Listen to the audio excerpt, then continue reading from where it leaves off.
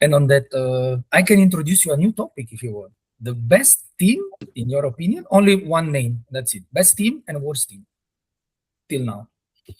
From Europe or in general? Yeah, from the World Cup. From World Cup. Your best team and your worst team. But regarding Uruguay, I remember, I think Luis Suarez, like a year ago or some months ago, he was criticizing Bielsa as well, right? Yeah, but everyone criticized Bielsa in Uruguay. We are. Yeah. For By me, the I way, agree with you guys. No, If you ask me, worst team, I think both are quite easy. Worst team, just look at the goal difference. Tunisia. I mean, even the hero of African teams, as we discussed, Renard, couldn't motivate the team up to any level. If I remember now, losing every game by at least 3 goals or 4. I guess that's an easy choice. Best team. I guess I will have to go with France. I mean, the quality of the play, for example, yesterday in the first half, Dembele. Yeah. If they can do this quality, who can stop them but Spain? Who knows? But that's my answer to you. Good answer. I think, I agree about Tunisia, but I will also mention Czech Republic. Man, such disappointment, unfortunately. Made 1 point. Yes, I know, but well, again, we've seen only 2 games, but Argentina's been pretty strong. Well, not the strongest teams in this World Cup, but still. Freddy, what is yours? No, I'm waiting for Andre and Philippe. I propose the topic. So I would agree with Gergo on Tunisia and France so far, but the most impressive for me is Norway. Norway. You have to check who is already playing. Norway and Morocco. I like Morocco. Felipe? Worst teams. For me, it was a pain to watch Qatar and Haiti. And just a pain to watch. I mean, Qatar, it's terrible. I'm sorry. Haiti is the same.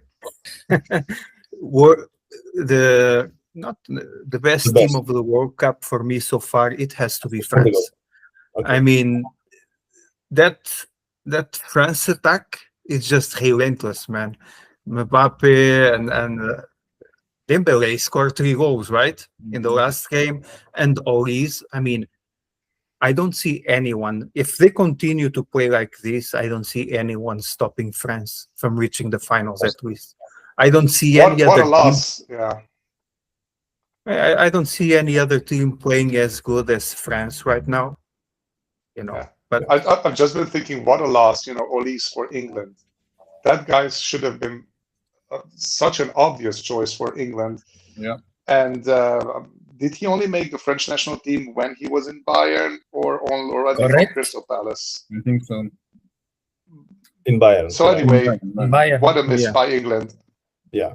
I don't know how that guy feels. I know he has 4 different grandparents of 4 different heritages, grew up in England, born in England. What Danish. a miss for him. There is a curiosity about Olise. There is a Danish restaurant in Copenhagen that is called Olise, and they all wear the number 12. All the waiters have France t-shirts. Yeah, I saw this. It's like, I agree with Gergo. It's Disgrace on that. No, I would say worst team for me until now that I don't even know why they are even there. And I know nobody watch any game because they played only very late at night. It's Iraq. Because they didn't name, you guys name one guy and I know one player. From who? From who? From Iraq. Taremi, Mehdi Taremi. It's Iran, man. It's Iran. It's Iran. Iran. No, sorry. Iraq. So I know one because he plays in Czech League. Okay. He plays for Victoria Pilsen and then Slovak. Imagine he was even worse than they rested. If you look against Norway, they were not that bad actually. They were unlucky with they were like until 1-1. It was until like 75 minutes and then they got own goal. So something like that. Yes, they were not bad. Yeah. Statistically, they are worse than Tunisia. True, that's true. That's because Senegal just crashed them. But Senegal had the thing before the game. They said we need 4 or 5 goals, so they actually did it. That is like Jordan. To be honest, they are there. They could do a bit better, but I think they also catch the wrong group. Yes. I hope Uzbekistan makes one goal, and Andre's Nightmare Panama also is a great choice for like the best But team, they play the worst very team, you know. good. Yes, they are And much that's the stronger. thing. They played much better than Czechs, Yeah. and that's Yes. for the good one. I agree with the Gergo. France seems unbeatable. Argentina has I would say the support more, because this looks like a World Cup served on a plate for Messi. Like it's that's how it looks whenever you go to any stadium. Yeah, Spain looks strong on side, but I have my doubts. I hope for some outsider, like Netherlands, but they will fail at the final, of course, the usual Netherlands story. Germany didn't look so strong, but I think they were just relaxing last two games. Same Brazil, it's not like super strong or stuff. There are surprises, like, I don't know, Mexico is also 9 points. And US is very strong. They put all the American medias, they are all throwing that Mexico and US can go till the end. When Russell Crowe is your coach. Yeah, Russell Crowe is your coach. But also for long date coach, there's Quineros is still the coach of Mexico. This is like remind you good old times. Yeah. And of the, I don't know, in Italy we say the cookie games. The games that are already decided, like Sweden-Denmark 2-2, that they decide before. I fear the Austria-Algeria could be that, but I propose you an opposite thing on that. The reason why we have in two games in the same time, it was World Cup of 1982, because there was, again, Algeria beat their team, so they played before, they were going through, but there was Austria with Germany, and they made 1-0, and then they decide not to play the entire game. I think it's called the Disgrace of Gijón. Yes, And, exactly. Yeah. And that's the reason why we have games in the same time. I hope Austria and Algeria will be a interesting game, although I think Algeria should make some goals because of the difference. Correct me if I'm wrong, because I know that they are like -1 or 2 to get through. True. But it's with Zidane in the goal, you never know, and Mahrez, and if I know if they can crash all Red Bull team, because that's what basically Austria. I don't know. I saw the Austrian game lives with Kostia in the Euros with the Netherlands. It was a great game. It was very strong, and I think it's the same coach, same players, more or less. They could do something more. Yeah. So nobody's speaking about. Yeah, go ahead. Sorry, nobody's speaking about England. After the Ghana game. Yeah. After the how you say the shaman. It was Tuchel was blaming the shaman. England is controversial. That was for me maybe the most controversial decision about that penalty that should happen for Ghana and the red card for the England player for Konsa. And the VAR didn't even intervene. So the Kiros was totally cool on the press conference. He said like, I don't know if they are working. Did they went on a vacation or something? Because that was just plain terrible. And I hope that England won't be so like a special team. But so far it's getting there. But this is also the problem of the VAR assistants, because the list is not really, they have a favorite Felipe's country, Qatar, South Africa, Egypt being the VAR assistant. And I think in a country where probably there is not so much experience with the way how European football is played, the best is the Chinese one that is called Fiu Ming. Okay. That's the best VAR assistant, and I think it was. What do you think about assistant VAR? What do you think about the female referee? She was pretty good. She was okay. Yeah. I think that's no problem. Yeah, she did the VAR checking and disallowed the goals. That was a female referee. Oh, okay.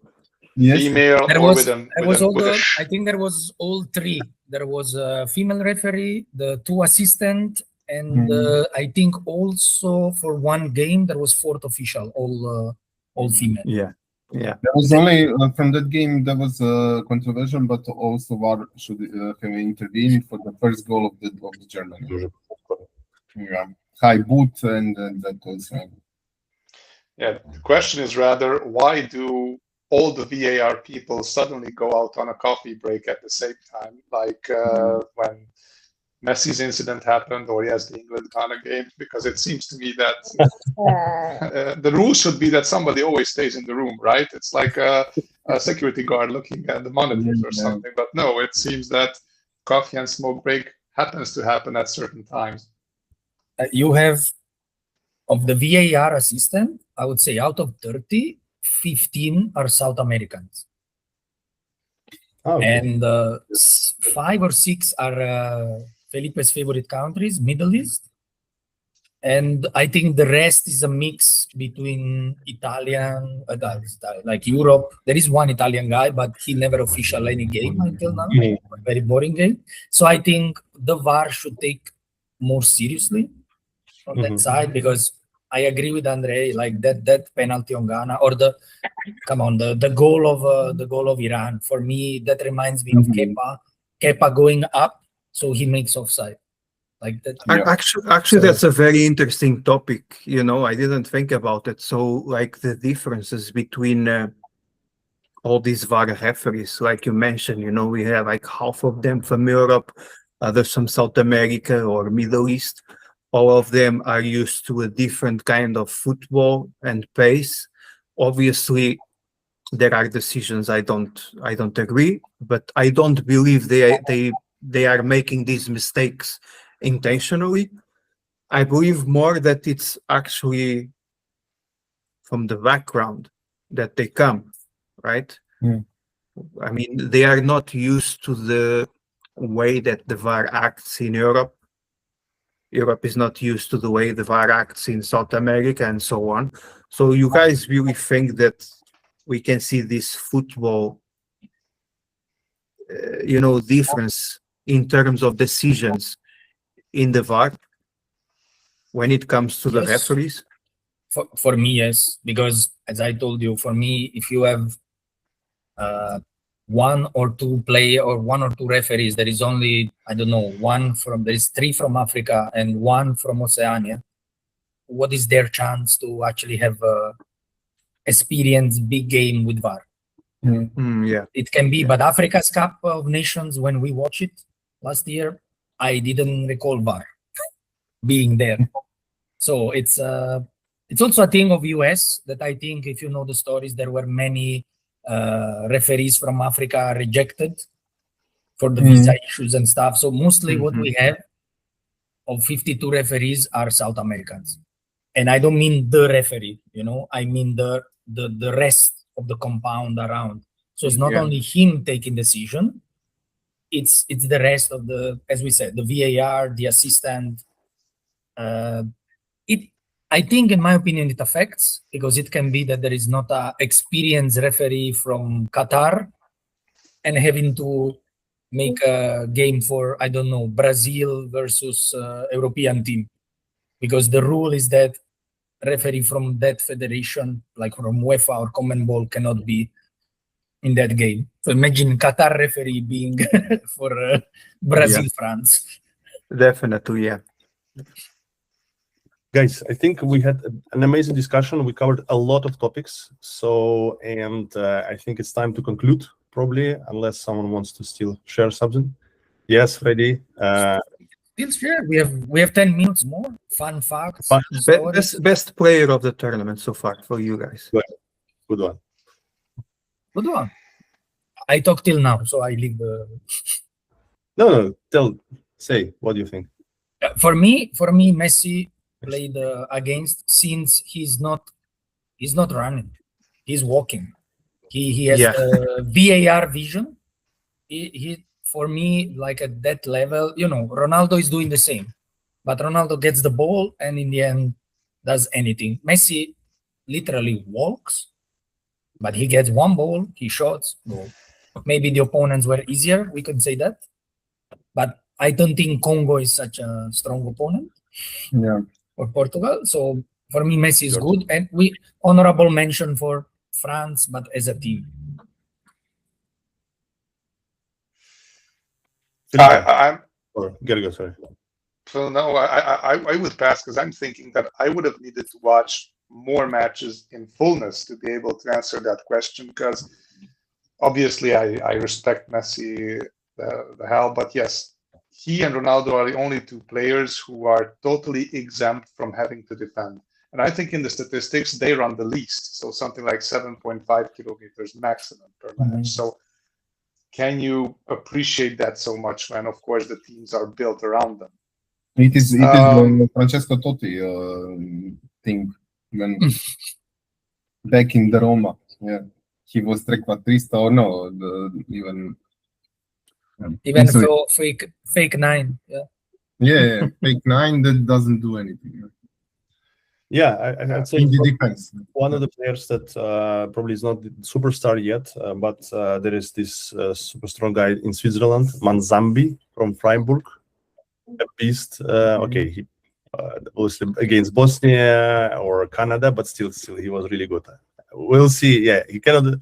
Probably it's too early to call him the best player, but definitely the new face, so to say, on the. Yeah, he is the new face of the World Cup. So Yeah. just like That- let's say yes. Michael Yeah. Owen was in '98, it's Manzambi this time.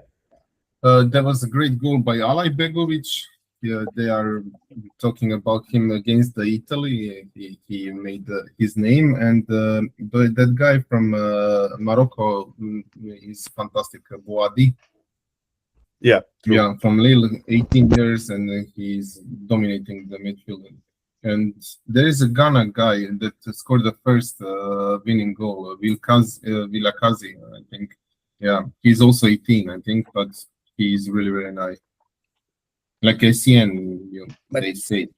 This is for the topic new faces, Yeah, best player. Yeah. The topic because, Messi. They Kostya mess up, Manzambi, best player, guy you never heard of. Yeah. Where he plays? Freiburg? Where? Real Freiburg. Real Freiburg. Felipe, what was your opinion about best player? I think this World Cup, like all the big players, like the superstars, they are showing up and scoring goals. Obviously, in terms of goals, I would have to say Messi. In terms of personal preference, I would go with Mbappé and Dembele. And for me, they are the best players so far, from the World Cup. But I'm biased because I always liked Mbappé as a player. And I think, it's like Freddy said, we see Messi walking and he's just, it's crazy what he does, he's walking and he's scoring. But in terms of actually playing, I would have to go with Mbappé and Dembele. Those are my favorites so far. We will see how we progress, and I think Mbappé, because I never saw scoring Mbappé from outside of the box, and that third goal from outside, amazing. He just turns, shoots, and then he's like screaming to someone, whatever. Yeah, like you put in the video game that secret code that makes the ball go like this.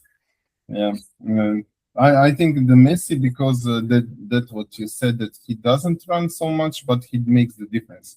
Like the goals are fantastic, and the balls he made a lot of key passes, and so that's what I didn't like for the Mbappé. He also doesn't press so much. Okay, he's younger, but he doesn't create so much. Fun fact. Drop. Okay, I can start one. A lot.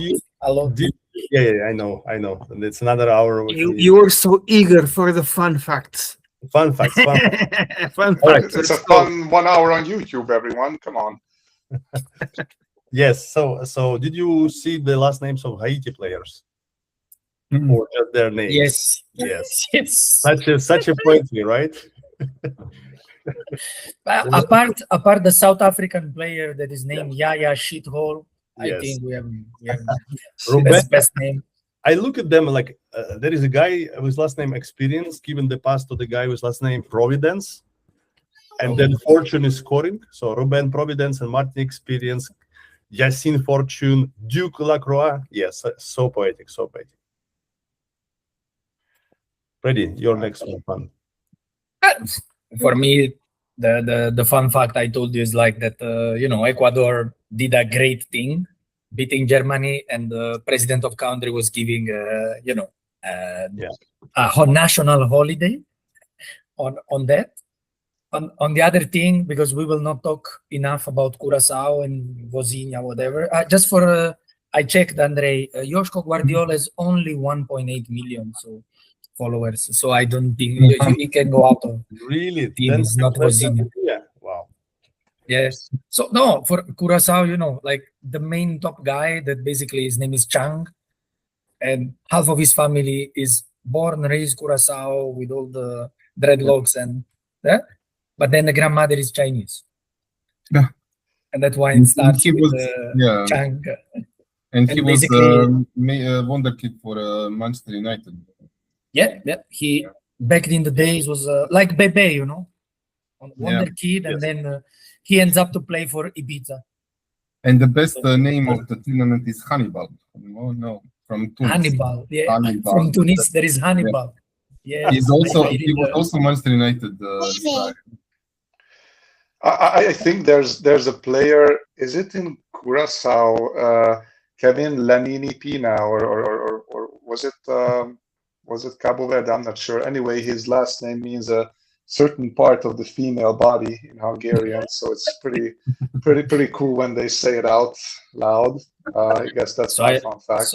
So Shehes Fehervar will buy him tomorrow. No, that there is no more money in Hungarian football now. Right? That could be a topic for 2 hours. Yes.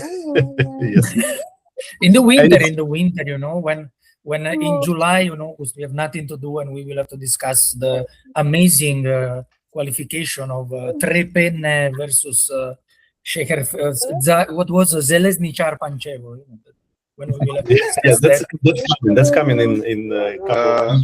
In 2 months. Our special episode, viewers, the drinking game, and then pronouncing each country's worst pronounceable team's name is only for our Patreon subscribers in the future. So keep on checking us out, people. Any other fun facts? Gergo, Andre, Felipe? Well, I already said that there's a Hungarian citizen playing at the World Cup. If that's not fun enough. In every team, that's for sure. For me, that was that Hannibal guy, but that's a good fun fact. Okay, I will mention one fact and maybe we can wrap up for today. So actually, you know that the team that Curaçao, so to say, beaten on the way to World Cup was Jamaica. And coach of Curaçao's Dick Advocat, coach of Jamaica was, remember who was that? Steve McClaren. Steve McClaren. Coach of England. And remember, if we look back, of course, we all remember because we are young enough still. 2008 qualification for the European Cup. It was Croatia who stopped England, and then Russian team went to the main stage. And the Russian coach was Dick Advocat back then. Or no, it was Gus Hiddink. Sorry, it was Gus Hiddink, of course. But then people always mix them up. The person who was coaching England was Steve McClaren. So Steve McClaren got beaten 2 times, in 80 years by 2 Dutch coaches, kind of on his way to the main stage. Actually, I didn't read this anywhere. I just literally figured out this myself. What's a peak in? We expecting nothing less. Yeah. It's this just exclusively for our podcast. So whoever stayed with us for all these 58 minutes can really learn about this only for the end game. Yeah. It's still, this knowledge comes for free. Guys, really, thank you so much for this episode. So we're going to see next time, I guess, again, we're going to record, and actually Freddy and I will be together, I believe, because we are planning one trip to Czech Republic. Freddy, I think we will find time. We'll be calling from the North Czechia, from Ostrava, a beautiful city of Ostrava. Yeah, that's where the recording will happen, and we'll discuss the end of the group stages. I think by that time we'll have already one round for sure played. Yeah. One round played. So yeah, lots to Yep. discuss. Yeah, amazing. Enjoy the week ahead. Sleep, don't sleep. Watch football. So see you guys. I'm gonna say bye. Say bye. Yeah. See you guys. Take care.